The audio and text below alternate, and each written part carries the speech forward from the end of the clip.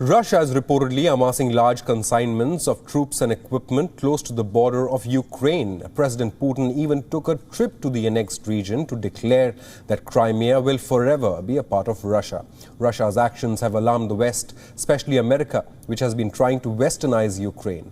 So is Putin preparing for a new incursion into Ukraine, or will Ukraine just end up as a pawn at the center of power politics? Here's a report.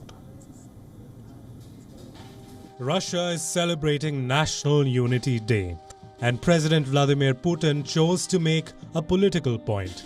He took a trip to Crimea, a region in Ukraine that Russia annexed almost a decade ago. He laid flowers at the Eternal Flame near a newly established memorial in the heart of Sevastopol, the capital of annexed Russia. Putin said that Crimea will forever be a part of Russia.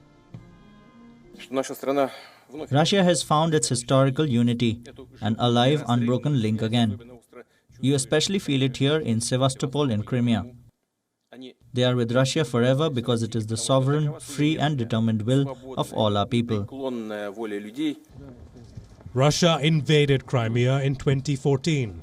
Since then, the Kremlin insists Crimea is an integral part of Russian territory.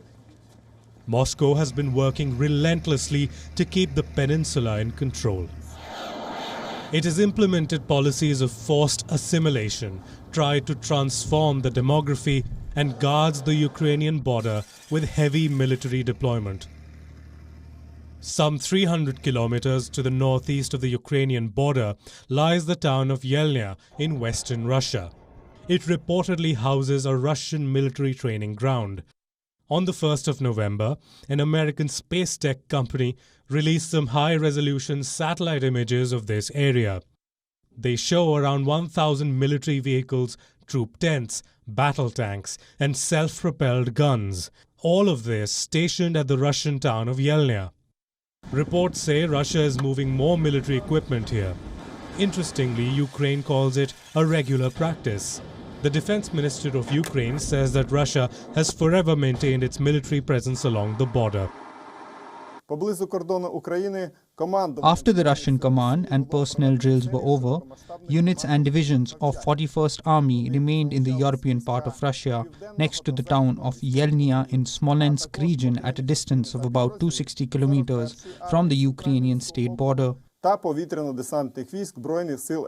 It should be noted that the Russian Federation periodically resorts to the practice of transferring and accumulating military units in order to maintain tensions in the region and political pressure on neighboring states. Ukraine says there are some 90,000 Russian troops stationed at the border. The buildup has alarmed the West, especially Washington. Biden has pledged support to Ukraine and military aid worth $60 million. Continue to support Ukraine. And the United States remains firmly committed to Ukraine's sovereignty and territorial integrity in the face of Russian aggression, and our support for Ukraine's Euro-Atlantic aspirations. Ще раз особисто президенту Байдену ми отримали ту військову допомогу на 60 мільйонів. Next week, the U.S. Secretary of State will welcome the Ukrainian Foreign Minister in the White House to launch a Strategic Partnership Commission. The meetings this week and next are an opportunity to reaffirm our commitment to and support for Ukraine's independence, its sovereignty, and its territorial integrity, including in the face of ongoing Russian aggression. Russia is watching America's moves. President Putin has called them a threat. He has also reprimanded Ukraine, sharpening his rhetoric, even writing an essay that describes Ukraine as a vassal state of the West, and suggesting that it's not even a real country.